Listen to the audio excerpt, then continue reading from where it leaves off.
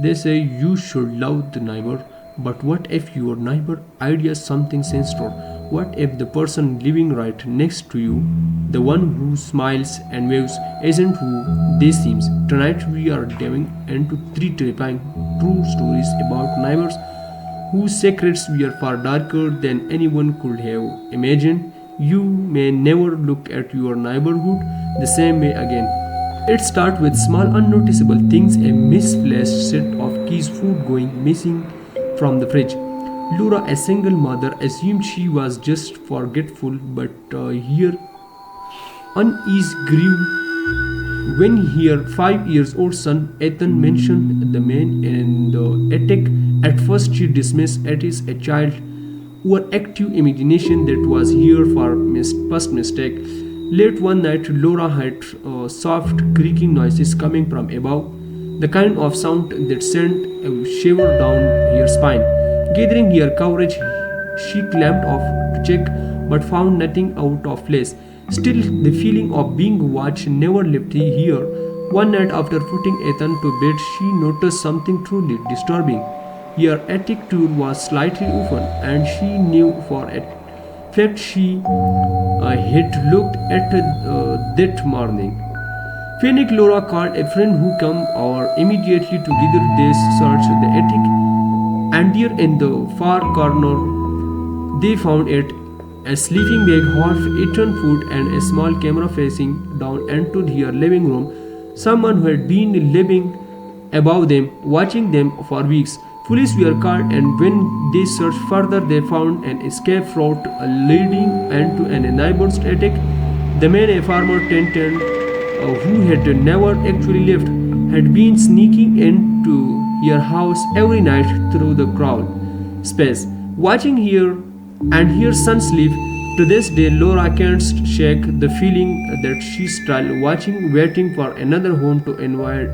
He had always prided himself on being a friendly neighbor. When an older man, Mr. Hallway, moved the next door, Chris went over to introduce himself, but something about the man felt off. He barely spoke, his face emotionless, his stare uncertain, and worst of all, Chris never once him blink.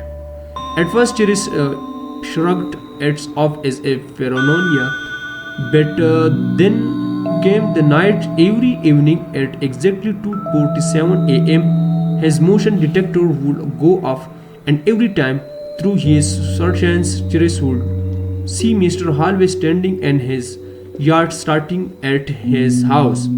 Chris tried to confirm him, but the man would simply smile, a smile that never reached his ears. Desperate of answer, Chris started asking around the neighborhood. What he learned was chilling. No one had even ever seen Mr. Hallway move in. There were no mowing trucks, no previous owner who sold the house. The records showed the house had been vacant for over a decade. That night, determined to catch his neighbors and the act, Chris set off a camera facing his yard, but what the footage revealed made his blood run cold. At exactly 2:47 a.m., the figure appeared, but it wasn't walking into the yard. It was already there, standing completely still as if it had just materialized. Terrified, Chris packed his bags and moved out. The next morning, weeks later, he drove by the house one last time.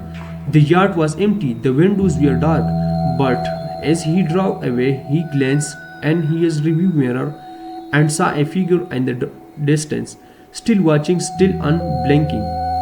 Anna always thought her neighbor's Mr. Patterson was just a quiet old man. He rarely left his house and she barely saw him. But one night she heard screams muffled, distant but unmistakably coming from his basement. She called the police, but when they arrived, by Peterson calmly invited them and showing them a completely empty basement. Must have been the TV, he said, smiling. The police left, but Anna could not shake the feeling that something was terribly wrong. A week later, she heard it again. This time she decided to investigate herself. As she snuck closer to his house, she saw a small window leading into the basement. What she saw inside made her stumble back in horror. Earbound and gagged was a young woman, her eyes wide with terror. Anna ran back to her house and called the police again.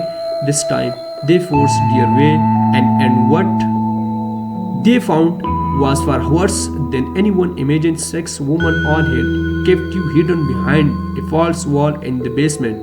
Mr. Peterson had been kidnapping people for years, right under everyone's noses.